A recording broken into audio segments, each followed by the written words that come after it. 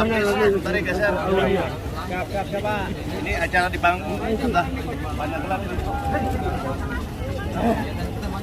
Keren. Bro, ada jasa juga. Ada yang waktu dengan makasih ya, makasih. Pak, ini Kalau saya mau komen video. Itu ada kopi aren, jahe aren sama kaca. Jadi itu ada bisa langsung di situ. Terus langsung minum. Baristanya disabilitasnya berapa nih? Sentra yang jadi baristanya. Iya. Ada nomor ininya ya, nomor Belum ada nomornya. Nomor ya.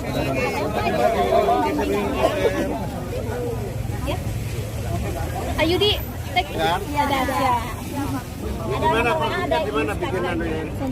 Di sentra wisata Gunung Femor. di Pajajaran. Oh. Selamat sukses. Di mana? Oke. Aman, Bang. Langsung sini ya, dibuka. Sini ya. Oke. Mundur terus. Siap, aman, Pak. Sini masuk. Valeu. Pada putih. Terima kasih ya. Pak. Bawali. Apa produk apa ini? Ada foto ya sih. Bunga. Dapat bunga. Terima kasih. Di mana sekarang? Di DPRD Kota Bandung. Wah, ini Riano Santos. Ya. lewatin aja langsung. Semuanya lewatin. Lewatin aja. Biar Langsung ke stok yang lain yang lewat. Oke. Saya di pintu rumah pendopo itu yang bagian belakang ini Langsung aja rapat. Waktunya nggak ada.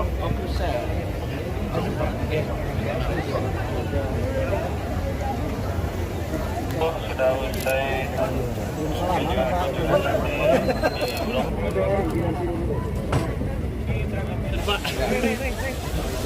Kamu dulu.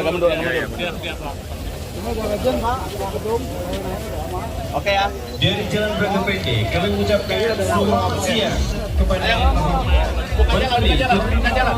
Buka jalan. Dr. Abdul Muhaimin Iskandar MSc. Dan kami ucapkan selamat datang kepada Ya, pertama saya sangat bangga, bersyukur dan bahagia. Kita ingin standarisasi semua bentuk pelatihan yang dilakukan oleh pemerintah. Pemerintah punya banyak dana yang selama ini melatih UMKM yang dijalankan oleh kementerian-kementerian. Nah, dari Bandung ini saya menyatakan semua kementerian yang melakukan pelatihan kepada UMKM, kepada pemberdayaan masyarakat harus menggunakan standar yang sudah diuji. Tidak boleh lagi ada asal pelatihan. Semua harus satu standar, kualitas terjaga, bisnis prosesnya dari pelatihan, pendampingan sampai mandiri satu kesatuan. Tidak boleh hanya menjadi proyek-proyek pelatihan yang instan tidak bermanfaat. Itu pertama. Dari Bandung kita mulai. Yang kedua, kita tidak ada waktu lagi untuk melaksanakan perintah Presiden agar kita segera berdiri di atas kaki sendiri. Tidak boleh lagi bergantung pada negara manapun. Konsentrasi pangan misalnya, ini semua krisis pangan, kita tidak boleh lagi krisis pangan. Begitu juga konsumsi seluruh kebutuhan nasional harus mandiri di atas kaki kita sendiri, supaya ketika terjadi dunia global yang tidak menentu itu tidak berpengaruh pada kita. Nah, dalam kondisi mandiri itu kita butuh UMKM yang kuat. Karena itu Kemenko, Kementerian Koordinator Pemberdayaan Masyarakat, juga investor swasta, tadi Pak Billy misalnya, mari bersinergi bahu-membahu menjadi jembatan atau menjadi mak comblang bagi para pelaku UMKM untuk kuat dan kokoh.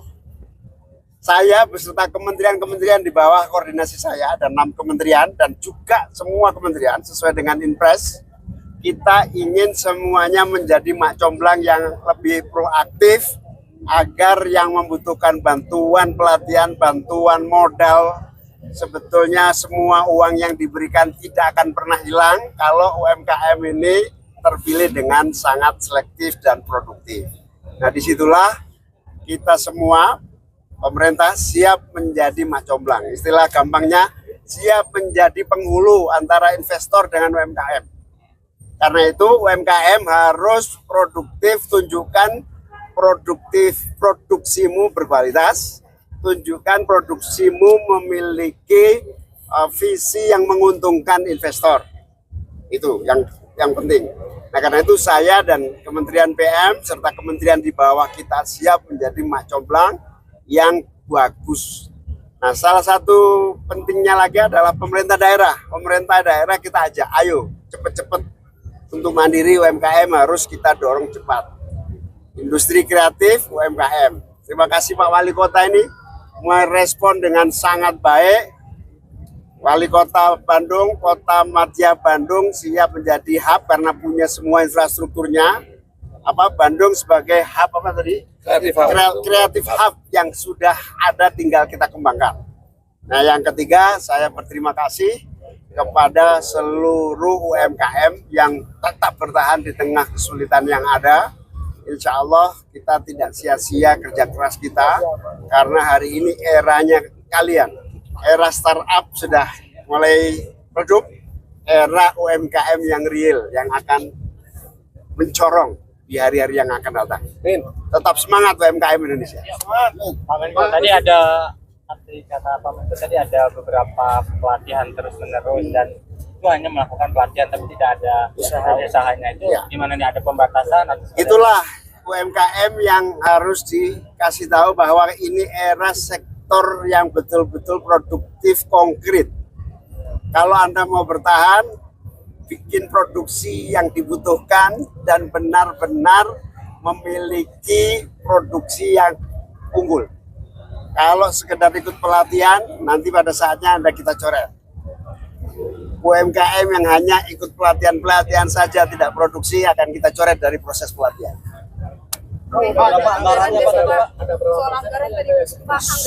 Anggaran bantuan sosial untuk kemiskinan, bantuan sosial untuk pelatihan, bantuan sosial untuk UMKM, semuanya ya setiap tahun itu 500 triliun. Ini sedang kita konsolidir agar tepat sasaran, efektif, produktif, berkelanjutan. Pak, untuk pasarnya sendiri gimana nih Pak? Karena kan UMKM ini biasanya kendala sama pasar termasuk untuk luar negeri. Ini gimana Pak? Jadi itulah yang disebut satu proses pendampingan.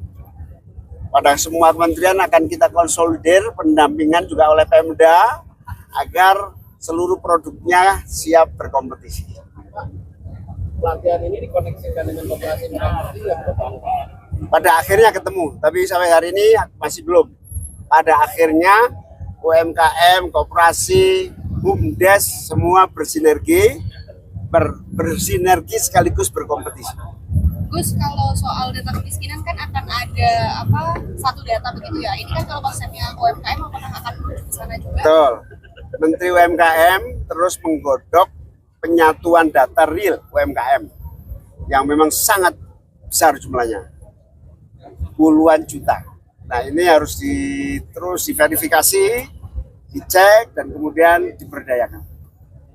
Pak, tadi kata Bapak, kenapa kita harus masih bergantung pada dua negara itu Pak? Industri tekstil sendiri Pak, gimana nih Pak ke depannya? Semua yang kita pakai, semua yang kita makan, semua yang kita gunakan masih bergantung impor. Kita bikin sepatu, alasnya impor, atasnya produk sendiri. Kita bikin baju, tekstilnya impor. Ada produksi tekstil dalam negeri lebih mahal dibanding impor gelap. Ini terus kita benahin. Kita ingin Menteri Perdagangan juga membatasi impor yang mengganggu tumbuh kembangnya industri kita. Dua negara itu mana aja Pak? Udah rahasia. Pak, kalau standarnya seperti apa sih Pak? Standarnya tadi kan distandarkan. Standar Pelatihannya, standar pelatihannya seperti yang sudah kita lakukan di Bandung ini 3 hari. dengan pendampingan beberapa bulan. Pak, ini selanjutnya apa Pak? Target. Ya, semua hasil di sini dilaksanakan oleh kementerian-kementerian yang memiliki program pelatihan. Ada target berapa UMKM yang di? Ya, saya tidak hafal ya, tapi ya sebanyak-banyaknya secepat-cepatnya. Ada target di kota lain nggak? Siap, pokoknya kita akan memperbanyak hub UMKM, investor, pasar, bahan baku ini. Gus, menanggapi event Perintis Berdaya ini apakah bisa juga dilakukan di kota-kota lain? Harus. Saya akan meminta pada semua pihak untuk memperbanyak. Satu pertanyaan lagi ya, teman-teman semua. Di luar ini Gus, terkait dengan yang di Jawa Tengah Gus, yang panggilan KPK kepada DPR. Kita Wah, pertanyaannya akan di Perintis Berdaya aja. Terima kasih Yuk, teman-teman semuanya. Oke, makasih.